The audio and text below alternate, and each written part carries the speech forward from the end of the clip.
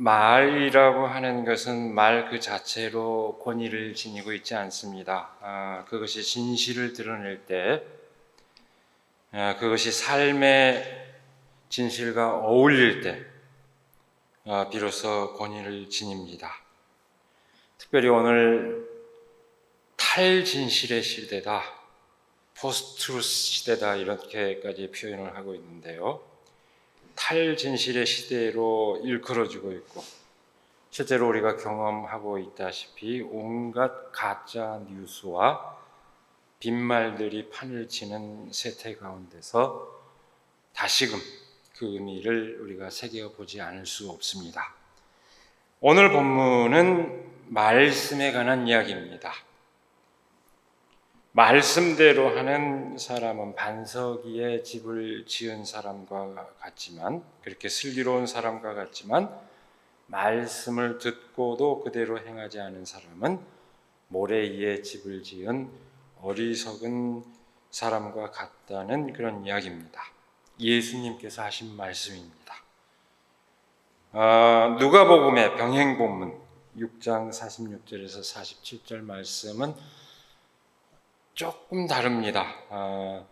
이 기초를 잘 다지고 지은 집과 기초를 허술하게 해서 지은 집의 차이를 얘기하고 있는데 반해서 오늘 이 마태복음은 위치를 어디다 잡느냐, 계곡이 있고 산이 있다면 반석이 있는 자리에다가 짓는 집이 튼튼히 서 있고, 아래 계곡에 가까운 이런 모래가 있는 그런 지형의 집을 짓는 집은 무너지게 돼 있다, 이렇게 표현하고 있지만 그 본질적인 의미가 다른 것은 아닙니다.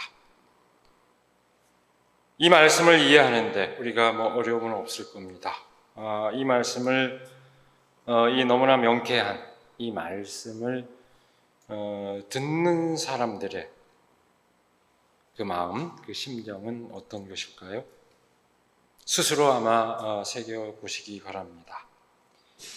아마도 대부분의 사람은 스스로를 반성할 수밖에 없을 것입니다. 대개 말씀에 합당하기보다는 말씀과 괴리된 삶을 살고 있다고 느끼기 때문입니다. 한 주간 가운데 하루, 그 가운데서도 딱 1시간 마음을 가다듬고 말씀의 의미를 나누지만 우리의 실제 삶은 언제나 말씀에 합당하기보다는 그에 어긋나는 경우가 많습니다. 예배, 그리고 그 예배 가운데서 나누는 말씀의 의미가 우리 삶의 중심으로서 몫을 하기보다는 어쩌면 우리 삶에 매우 제한된 한 구석에 자리 잡고 있다는 그런 느낌을 피하기 어렵습니다. 1시간의 예배 가운데서 말씀을 나누는 것이 그 순간의 느낌으로 그칠 뿐 삶의 차원으로 이어지지 않는 경우가 많습니다. 물론 나는 하늘을 우러러 한 점 부끄러움 없이 말씀과 부합하는 그런 삶을 살고 있다 하는 어떤 자긍심을 가진 사람도 있을 수 있습니다. 그런 사람은 정말 복이 있습니다. 다행입니다만 아마 대부분의 우리 느낌은 그렇지 않을 것입니다. 내 말을 듣고 그대로 행하는 사람은 반석 위에다 자기 집을 지은 슬기로운 사람과 같다고 할 것이다. 그러나 나의 이 말을 듣고서도 그대로 행하지 않는 사람은 모래 위에 자기 집을 지은 어리석은 사람과 같다고 할 것이다. 예수님의 이 말씀은 끊임없이 우리 자신의 삶을 되돌아보게 해줍니다. 아마도 거의 누구에게나 이 말씀은 일종의 경종의 의미로 다가올 것입니다. 우리가 읽은 대로, 들은 대로 이 말씀의 의미는 더 이상 어떤 군더더기를 붙여야 할 필요가 없을 정도로 너무나도 분명합니다. 그래서 오늘 제가 특별히 본문 말씀에서 주목하고자 하는 것은 그 말씀에 대한 사람들의 반응입니다. 예수님께서 이 말씀을 마치시니 무리가 그 가르침에 놀랐다. 예수께서는 그들의 율법학자들과는 달리 권위 있게 가르치셨기 때문이다. 바로 이 말씀입니다.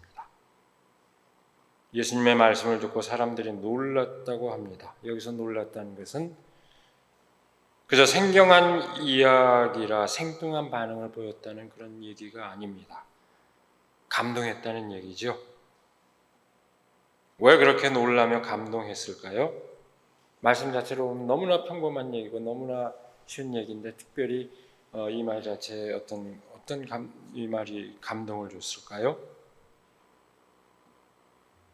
예수님께서 율법학자들과 달리 권위 있게 가르치셨기 때문이라고 오늘 성경 말씀은 얘기하고 있습니다. 그 이유를 그렇게 밝히고 있습니다. 권위 있게 가르쳤다는 게 과연 무엇을 뜻할까요? 저는 두 가지 차원에서 그 의미를 새겨봅니다. 먼저 권위 있게 가르쳤다는 것은 가르치는 방식 자체가 달랐다는 것을 말합니다. 오늘 본문 말씀은 그 방식을 구체적으로 설명하지 않고 다만 율법학자들과 다르게 가르쳤다. 그렇게 말함으로써 그 방식을 우리로 하여금 짐작하게 해줍니다. 율법학자들과 다르게 가르치는 방식이 뭘까? 그건 예수님께서 평소 사람들을 가르치는 방식, 그것을 전하고 있는 말씀을 하나하나 우리가 되새겨보는 것으로 헤아려 볼 수 있습니다. 그 방식이 도대체 뭘까요? 율법학자들은 널리 알려진 아주 자명한 명제들을 되풀이하거나 그에 대해 주석을 하는 방식으로 가르쳤습니다. 오늘날 많은 목회자들 잘해야 그 정도 수준입니다.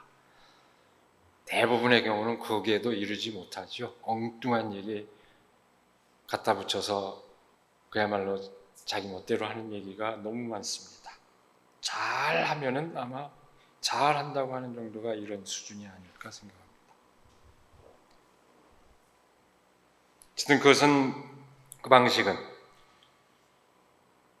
율법의 조문들을 어떻게 하면 지킬 수 있는지 해설하는 그런 방식이었습니다. 율법학자들이 가르치는 방식은 그런 방식이었습니다. 예수님은 어땠을까요? 예수님께서는 문자적 선언을 하거나 그 문자적 의미를 해설하는 방식을 취하지 않습니다. 여러분, 예수님의 언행을 쭉 환기해 보십시오. 예수님께서는 항상 정곡을 찌르는 방식을 취합니다. 문자로 표현된 그 율법 조문을 넘어서 그것을 따지는 것이 아니라 그것을 넘어선 깊이의 차원에서 그 의미를 일깨우는 방식을 취합니다. 이것이 바로 예수님께서 말씀을 대하는 태도요, 성서를 해석하는 태도입니다. 구체적으로 예를 들어 볼까요? 율법학자들은 안식일을 어떻게 지킬 것인가 설명을 합니다. 반면에 예수님께서는 안식일의 참뜻이 무엇인지 일깨워줍니다. 율법학자들은 안식일에 할 수 있는 것과 할 수 없는 것을 가르칩니다. 이것은 해도 되고 여러 번 얘기했죠. 몇 배까지 해서는 안 될 일, 몇 걸음 뛰어서도 안 되고 글자를 2글자 이상 써서도 안 되고 양이 빠졌을 때 그걸 건져내서도 안 되고 다 온통 안 되는 것. 이런 식으로 가르쳤다면 예수님께서는 안식일의 참뜻은 진정으로 하나님과 하나 되는 것이라는 것을 일깨우시고 하나님의 뜻을 따라서 생명을 살리고자 하는데 그 안식일에 참 뜻이 있다는 것을 일깨웁니다.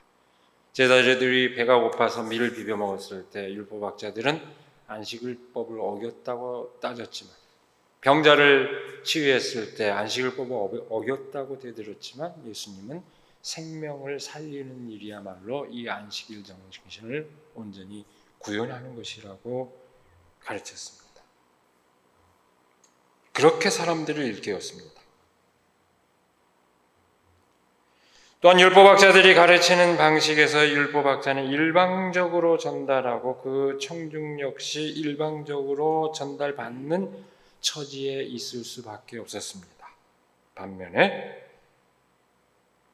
예수님께서 가르치는 방식에서 예수님은 끊임없이 청중들을 각성시킵니다. 그리고 그 청중은 끊임없이 판단을 해야 하는 입장이 됩니다. 여러분, 예수님께서 가르치는 방식이 뭡니까? 비유죠. 계속 얘기를 던짐으로써 끊임없이 생각하게 만듭니다. 사람들을. 그리고 그 참뜻에 이르게 만듭니다. 이건 끊임없이 얘기를 듣는 사람이 생각하지 않으면 그 뜻을 알 수 없는 그런 방식입니다. 예수님께서 율법학자들과 달리 권위 있게 가르쳤다는 것은 바로 그와 같은 차이를 유념한 것입니다. 여러분, 과연 어떤 방식이 말씀을 따르게 하는데 효과적일까요? 언뜻 보기에는 주어진 명령을 수행하는 것이 훨씬 쉬워 보입니다. 딱 답이 주어지면 훨씬 쉬울 것 같습니다. 그러나 스스로의 깨우침과 스스로의 동의 없이 어떤 말을 따라 행하는 것은 사리 분별력이 없는 사람에게는 효과적일지 모르지만 분별력을 갖춘 사람에게는 결코 효과적일 수 없습니다. 내가 왜 그것을 따라야 하는지에 대한 답을 찾지 못하면 곧바로 회의에 빠지지 않습니까? 우리가 일상적으로 경험하는 사실입니다. 상사가 뭐 이거 해 그러면 경험하죠? 왜 해야 하는지 모르면 기분이 좋습니까? 거기서부터 기분이 틀어지죠. 그러나 이건 왜 해야 한다는 것을 공감하게 되면 기꺼운 마음으로 할 수 있습니다. 말씀도 그렇습니다. 근데 교회가 그렇게 안 가르칩니다. 종교가. 믿어 이렇게 강요를 하기 때문에 이것이 자기의 말씀이 되질 않는 것입니다. 예수님의 방식은 이것을 깨달아서 스스로 공감할 수 있도록 끊임없이 사람을 일깨웁니다.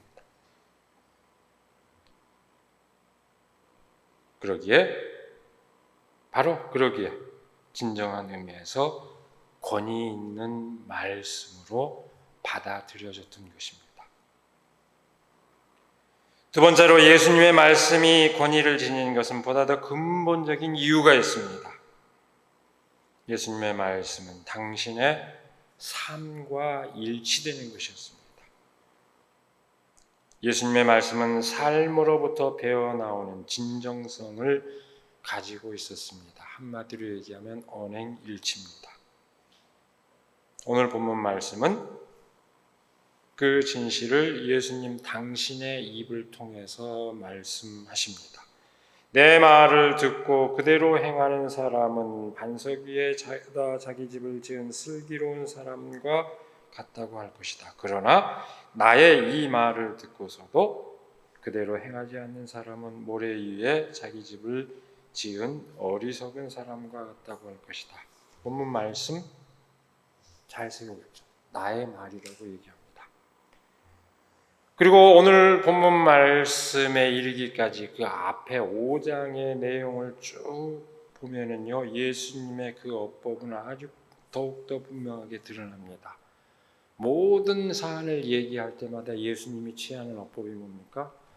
옛사람은 이렇게 얘기했다. 율법은 이렇게 얘기했다. 그러나 나는 너희에게 말한다. 항상 이렇게 얘기합니다.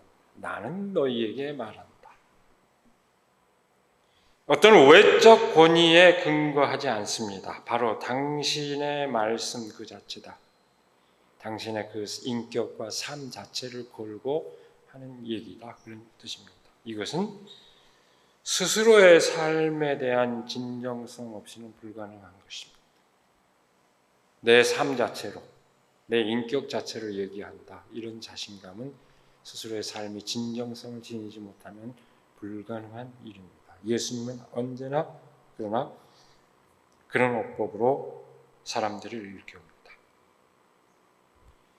예수님의 말씀을 듣고 감동한 사람들은 그 말씀이 곧 그 말씀을 듣는 사람들에게 주는 교훈이자 동시에 바로 당신의 예수님의 그 언행을 일컫는 거기서 나오는 그 말씀이라는 것을 알아차립니다. 그래서 그들은 예수님의 말씀에 감동받을 수 있었고 그 말씀의 권위를 느낄 수 있었습니다. 예수님께서는 그 태도를 일관되게 견지해왔습니다. 일관되게 그 언행 일치를 강조합니다. 그런데 여러분 도대체 어떤 말씀을 믿고 따르라는 얘기일까요? 이 본문을 거슬러서 앞부분을 이렇게 따라가 볼 것 같으면 바로 앞 본문에서는 하나님의 뜻을 이루는 것이 중요하다는 것을 다시 강조합니다. 7장 21절에서 22절을 보면은요 이렇게 되어 있습니다. 나더러 주님 주님 하는 사람이라고 해서 다 하늘나라에 들어가는 것은 아니다. 하늘에 계신 내 아버지의 뜻을 행하는 사람이라야 들어간다. 근데 그 다음에 사람들이 하는 얘기가 흥미롭습니다. 주님, 우리가 주님의 이름으로 예언을 하고 주님의 이름으로 귀신을 내쫓고 또 주님의 이름으로 많은 기적을 행하지 않았습니까?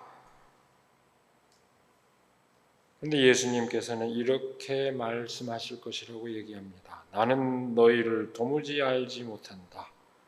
불법을 행하는 자들아, 나에게서 물러가라. 이 말씀의 의미를 잘 새겨보시기 바랍니다. 소위 말하는 종교적 신실함을 나타내는 예언과 기적을 행했다고 하더라도 그것이 전적으로 하나님의 뜻을 행하는 것일 수 없다는 것을 말합니다. 자기 만족감에 도취해서 나는 이만큼 하나님의 일을 했다고 생각할지라도 그것이 하나님의 뜻과 꼭 부합하는 것은 아닐 수 있다는 것을 말합니다. 물론 이 말씀은 바리새파 사람들과 율법학자들을 두고 한 말이지만 오늘 많은 종교인들 그리고 신앙생활을 하고 있다는 많은 사람들에게 경종을 울려주는 그런 말씀입니다. 이처럼 소위 종교적인 신실함이 하나님의 뜻을 온전히 실천하는 것이 아니라면 도대체 무엇을 실천해야 한다는 얘기일까요? 그 답은 오늘 말씀의 문맥을 헤아리면 찾아집니다. 여러분, 이 오늘 말씀은 우리가 성경을 볼 때 늘 그 문맥을 헤아려서 그 말만 단편적으로 떼어놓고 볼 것이 아니라 문맥을 헤아려 봐야 되는데요. 오늘 이 본문 말씀은 마태복음 5장부터 계속 이어지고 있는 산상수훈, 산상설교의 결론에 해당합니다. 몇 주 전에도 우리 한 게 했죠. 그리고 오늘 찬양도 산상수훈 딱 떨어지게 하셨죠. 그 유명한 팔복선언으로부터 시작이 됩니다. 마음이 가난한 사람은 복이 있다. 하늘나라가 그들의 것이다. 슬퍼하는 사람은 복이 있다. 하나님이 그들을 이루하실 것이다. 온유한 사람은 복이 있다. 그들이 땅을 차지할 것이다. 의에 줄이고 목마른 사람은 복이 있다. 그들이 배부를 것이다. 자비한 사람은 복이 있다. 하나님이 그들을 자비롭게 대하실 것이다. 마음이 격탄 사람은 복이 있다. 그들이 하나님을 볼 것이다. 평화를 이루는 사람은 복이 있다. 하나님이 그들을 자기의 자녀라고 부르실 것이다. 의를 위하여 박해를 받는 사람은 복이 있다. 하늘나라가 그들의 것이다. 팔복에 하나하나 의미를 새겨야겠지만 이 본문이 말씀을 이렇게 주어질 때 나누기로 하고요. 줄여서 얘기하자면 하나님의 의와 평화를 이 땅 한가운데서 이루는 사람이야말로 복이 있다는 것입니다. 그것은 거룩한 척하면서 행하는 종교적 행위라기보다는 삶 속에서 이루어야 하는 하나님의 의와 실천을 말합니다. 어제 독서 모임에서 보네퍼 목사님 공부를 했죠. 이런 의미를 강조하지 않던가요? 종교적인 삶이 아니라 타자를 위한 존재로서 이웃을 위한 삶, 그것이 그리스도인의 본분이다. 보네퍼 목사의 신학은 그 한마디로 요약됩니다. 바로 그 얘기입니다. 예수님께서는 팔복선언을 통해서 인간이 진정한 삶을 누리며 복을 누리는 길, 온 인류와 피조물들이 지속 가능한 그 삶을 누리는 길을 이 선언을 통해서 아주 분명하게 제시합니다. 그 팔복 선언에서 오늘 본문 말씀, 이 결론에 이르기까지 제시된 많은 이야기들이, 많은 교훈들이 등장합니다. 그 사이에는. 근데 그 교훈들은 바로 그 뜻을 실현하기 위한 아주 구체적인 방도를 일깨워주는 말씀들이고, 오늘 말씀이 팔복선언에서 시작되는 그 산상설교의 예수님의 가장 핵심적인 설교의 결론에 해당합니다.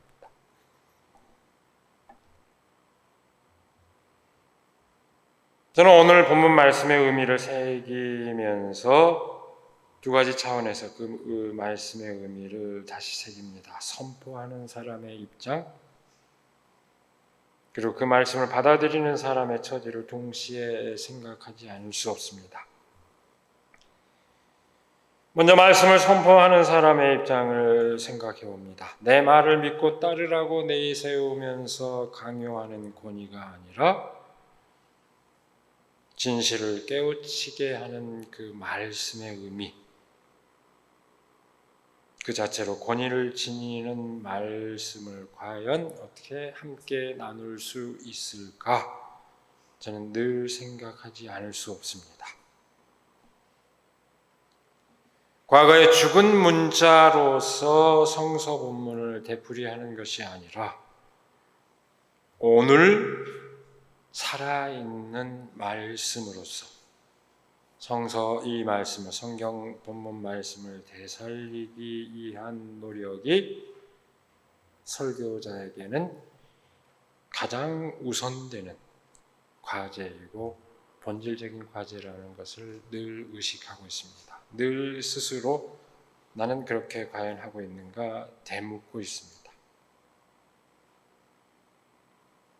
그 다음에 오늘 말씀을 대하면서 또 한편으로 그 말씀을 듣는 사람의 입장을 헤아려 봅니다. 아무리 진실을 깨우치는 말씀이라도 청중이 호응하지 않는다면 그 말씀은 죽은 말이 되고 맙니다. 예수님의 가르침이 율법학자들의 가르침과 다르다는 것을 아는 청중들이 있었기에 예수님의 말씀은 진정으로 권위 있는 말씀이요 살아있는 말씀이 됩니다. 말씀을 듣고 놀라는 것은 진실에 대한 갈망이 있었기 때문입니다. 예수님의 말씀을 듣고 놀란 사람들은 진실에 대한 갈망이 가득한 사람들입니다. 그 갈망은 단순한 그 지적 호기심이 아닙니다. 진실한 삶을 살고자 하는 갈망입니다. 그들이 말씀을 듣고 놀랐을 때 그들은 전적으로 진실한 삶을 살고자 동시에 결단하였을 것입니다. 다시 확인합니다만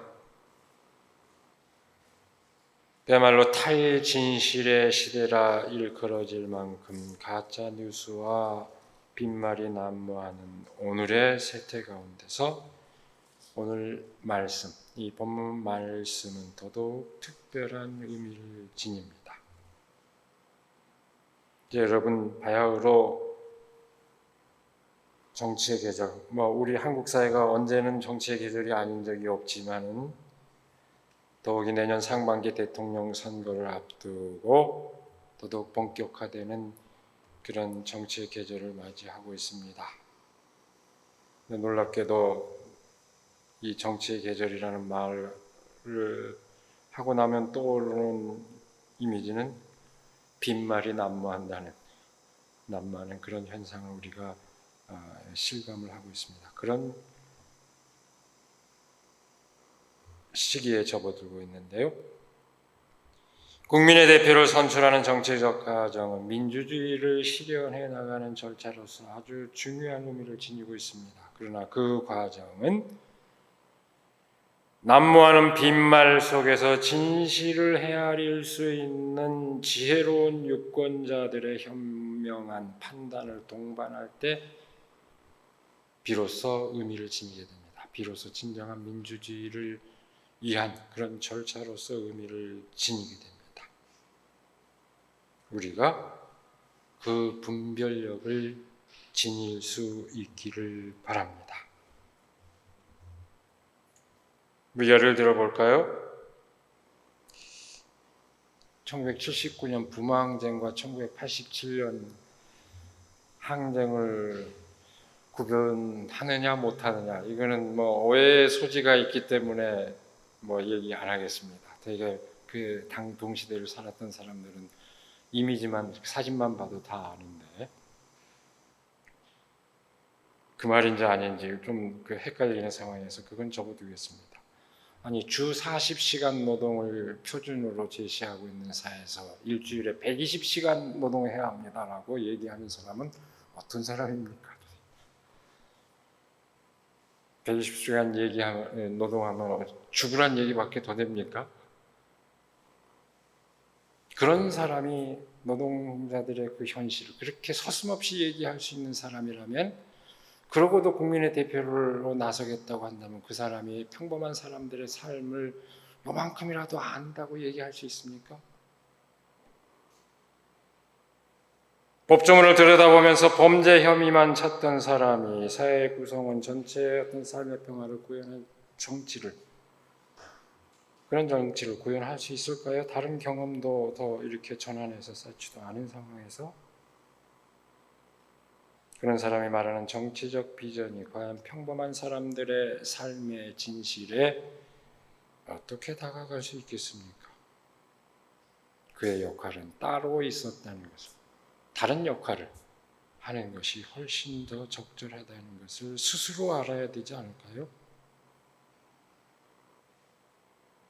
말은 삶의 진실과 괴리되면, 삶의 진실과 어울리지 않으면 권위를 가지기는커녕 상처를 입히는 칼이 되고 사람을 죽이는 독이 됩니다.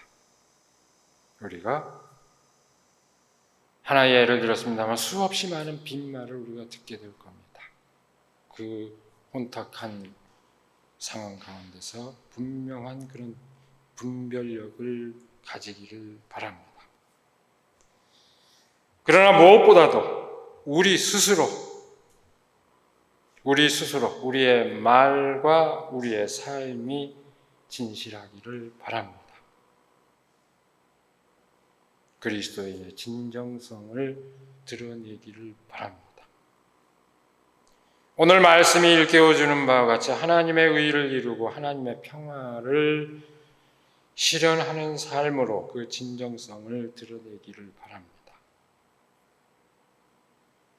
진실을 전하고 일깨우며 서로를 받아들이고 누군가를 배척하는 것이 아니라 서로를 받아들이며 서로 힘을 북돋는 그런 관계를 이루기 위해서 헌신하는 우리 모두가 되기를, 그런 그리스도인이 되기를 시간에 간절히 기원합니다. 기도하겠습니다. 우리에게 복된 날을 허락하여 주시고 말씀의 의미를 새김으로써 또 새로운 삶의 결단을 하게 하여 주시는 은혜를 감사드립니다. 우리가 매주일 하나님의 말씀을 들을 때, 또한 우리가 삶을 살아가면서 하나님의 말씀의 의미를 새길 때 진정으로 그 말씀을 우리의 삶으로 실현하는 신실한 그리스도인이 될 수 있도록 하나님 함께하여 주시옵소서. 빈말이 난무하는 세상 한가운데서 진실이 무엇인지 분별할 수 있는 지혜를 주시옵고, 무엇보다도 우리 스스로가 진실을 말하고 진실한 삶을 살아갈 수 있도록 하나님 함께하여 주시옵소서. 그것이 그리스도인의 본분을 구현하는 일임을 잊지 않고 그렇게 살아갈 수 있도록 인도하여 주시옵기를 원하며 우리 주 예수 그리스도의 이름으로 기도드리옵나이다. 아멘.